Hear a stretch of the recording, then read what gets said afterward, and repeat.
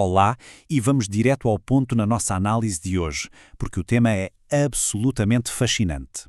A gente vai destrinchar o texto do Zé da Flauta chamado De receptor de ordens a emissor de ideias e críticas. Sabe aquela sensação de que o mundo digital é uma avalanche engolindo tudo? Pois é, o que vamos explorar aqui é exatamente esse choque. O impacto inevitável entre as velhas estruturas de governança e a velocidade da luz da era digital. Como é que um governo se sustenta quando a sociedade anda tão rápido? É isso que vamos entender juntos hoje. Mas olha só, para entender essa bagunça toda de hoje, a gente precisa dar um pulo lá no passado, mais especificamente no ano de 1748. Foi nessa época que o Montesquieu teve aquela ideia brilhante e concebeu a separação dos poderes, 3 poderes diferentes para garantir o equilíbrio. Isso criou a fundação de quase todo o governo moderno que a gente conhece hoje. Um verdadeiro gênio para a época, sem dúvida nenhuma.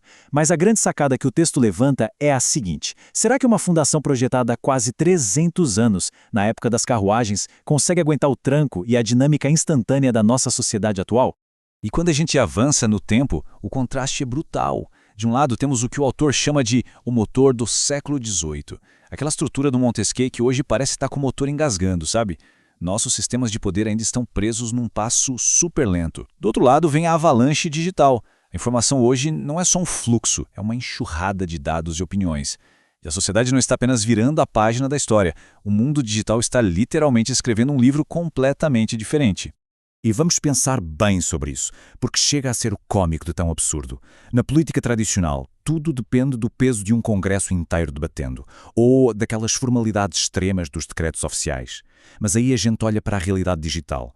Um simples meme de internet, feito em 5 minutinhos, tem força suficiente para derrubar um decreto. Uma live de 4 minutos no celular, muitas vezes, mobiliza muito mais gente do que meses de sessão no Congresso. Tentar governar com as regras do século XVIII simplesmente entra em colapso diante de um impacto digital tão instantâneo. Bom, e isso nos leva direto para a nossa primeira parte, a velocidade do feedback ou o ritmo da realidade.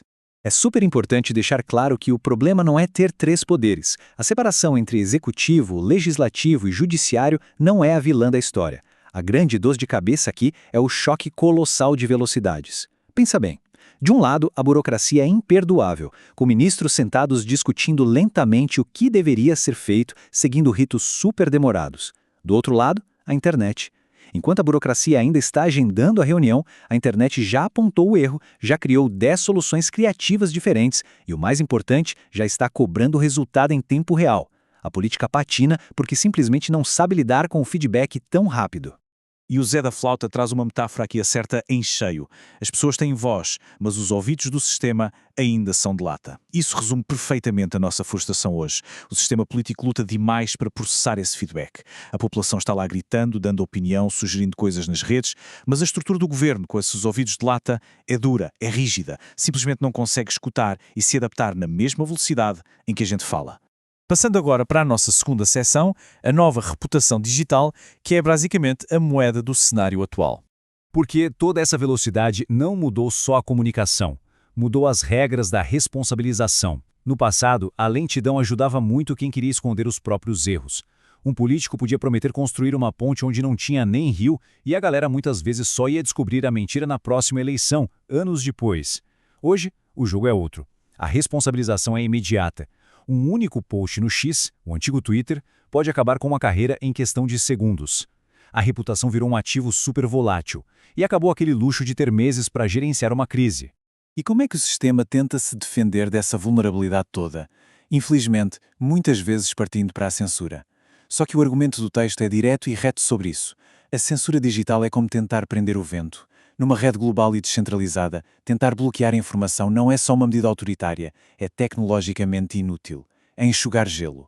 A informação sempre encontra um caminho, escorrendo pelos dedos de quem tenta controlar. O que nos leva a um conceito fascinante que o autor chama de Big Brother político. Hoje, a grande sacada é que governar exige total transparência. Sabe por quê? Porque não existe mais espaço escuro para esconder falhas. A gente colocou o governo sob vigilância constante. É como se a sociedade inteira estivesse no centro de um reality show político, só que com as câmeras invertidas. As lentes estão apontadas em todas as direções, de baixo para cima, monitorando e julgando cada milímetro de quem está no poder. E assim chegamos à nossa terceira e última seção, a governança horizontal, repensando o modelo. Com toda essa pressão das câmeras e da internet, a estrutura precisa mudar. A grande pergunta que fica é: como é que a governança vai continuar sendo estritamente vertical, baseada em ordens que vêm lá de cima para baixo, se a comunicação da sociedade hoje é inteiramente horizontal? A gente conversa de igual para igual, compartilha tudo sem pedir permissão. O governo vertical simplesmente entra em curto-circuito tentando mandar e gerenciar uma rede de cidadãos que é rápida, ampla e totalmente igualitária. Isso ilustra muito bem a essência da nossa análise. Antes, o sistema via o cidadão só como um receptor de ordens. Aquele único feedback real demorava anos e acontecia lá, nas urnas. Mas hoje a realidade é outra. Nós passamos a ser emissores de ideias. E, vamos ser sinceros, principalmente emissores de críticas. O feedback agora é imediato, implacável e acontece o tempo todo nas redes sociais. Essa mudança de alguém que só recebe ordem para alguém que participa ativamente é o verdadeiro coração desse desafio moderno. Então, o que a gente está vivendo não é só a política tradicional seguindo o fluxo. A conclusão do autor é pesada e muito lúcida.